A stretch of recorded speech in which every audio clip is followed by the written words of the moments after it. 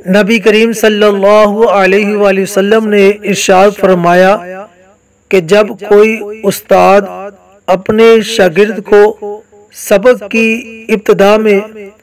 بسم اللہ شریف پڑھاتا ہے تو اللہ تعالیٰ اس استاد کو اور اس کے شاگرد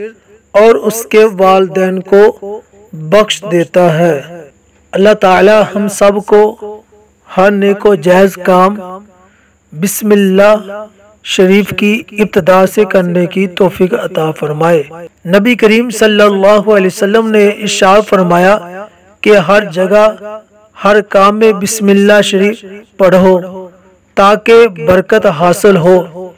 اگر بسم اللہ نہ پڑھی گئی تو اس کام میں بے برکتی پیدا ہو جائے گی۔ اس لیے ہر مسلمان کو چاہیے کہ اس ارشاد گرامی کے مطابق جب کھانا کھائیں تو ابتدا میں بسم اللہ شریف، پانی پئیں تو ابتدا میں بسم اللہ شریف، سفر پر جائیں تو ابتدا میں بسم اللہ شریف، وضو کی ابتدا میں بسم اللہ شریف، سواری پر بیٹھیں تو ابتدا میں بسم اللہ شریف، یعنی ہر نیک کام شروع کرنے سے پہلے بسم اللہ پڑھنا باعث رحمت اور باعث ثواب ہے۔